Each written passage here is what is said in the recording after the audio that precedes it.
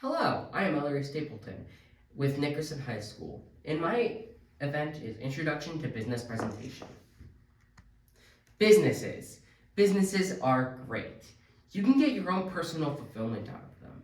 Don't you enjoy coming home after a long day's work, going into your covers and sleeping? You can be your own boss. You don't have to have somebody tell you to go mop the floors after a 3-year-old spilled their sippy cup. And you can help your community. Unless it doesn't work out. But why? Why would a business fail? Well, according to Investopedia, there are 3 big reasons a business could fail.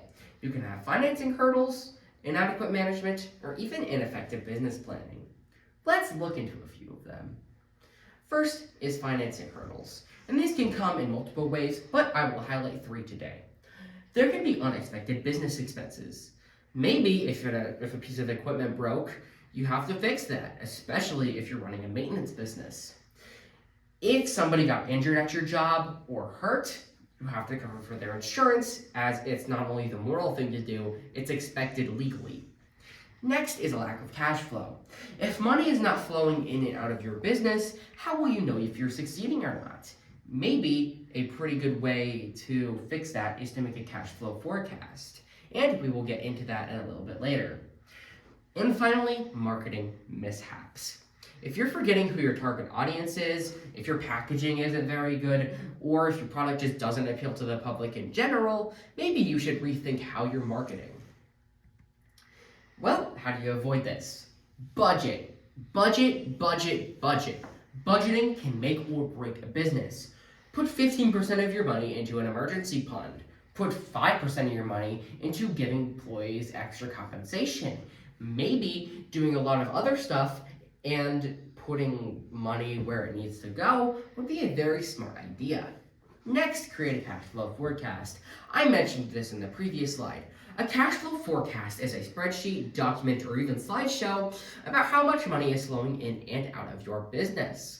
And it helps you understand how much money you're getting in, how much money you're getting out, and if your business is going to succeed or not with the current trajectory you're going on right now. Next is inadequate management.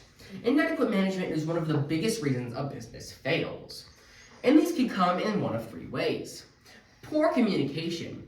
If you're not properly communicating with your employees what you want to see or what they want to see, then you're not able to work with them well enough and your business has a high likelihood of failure. Micromanagement. Micromanagement is one of the biggest pitfalls new employees get under. Micromanagement is super annoying to not only you because you're having to ask what people are doing at all times, but also really annoying to your employees who have to work with that. And finally, neglecting employee growth. Nobody likes to be heard nothing out of people. Nobody likes the cold shoulder. Please compliment your employees every so often. Now, how can you avoid this? Ask for feedback. Reflect on what you can possibly gain. Even put some questions on a note card to give to your employees. Now, avoid micromanagement. This is pretty simple, but let's break it down. A lot of businesses or up-and-coming businessmen want this perfect business, and unfortunately, you're just not going to get that. Get rid of that perfection mindset. Let people who know what they're doing make their own decisions, and you'll have a better time overall. And provide learning opportunities to your employees. Set clear expectations for what you want them to be, and compliment them every now and then on how they're doing. If they see how they're growing from when they started to how they're doing now, they'll be so much more inclined in wanting to work for you.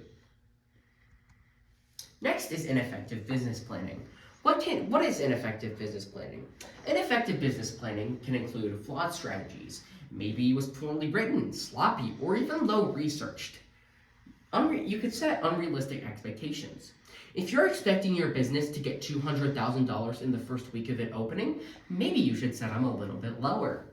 And finally, if it's not updated often enough, maybe once a month, to correctly estimate how much money you're going to be getting that month, week, year, then you're probably not going to succeed. Well, how do you avoid this? Do more research. This is pretty obvious, but maybe you should consider doing more research about the specific thing you want to accomplish. If you're trying to get $200,000 in the first week, how did businesses do that? Next, set high but realistic expectations. Maybe, for example, a 10% profit margin in the first year of it opening.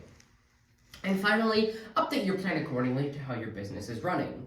Of course, you won't be able to get that $200,000 a week margin, but you might be able to get $10,000 in that first week. If you can update your business plan regularly and set those high, clear expectations, you will be much more likely to be happy with how you're doing and even have your employees and everybody else be happy with what they're doing. So, finally, why do businesses fail? They can come under marketing mishaps, maybe even financing hurdles, inadequate management, and ineffective business planning. Thank you.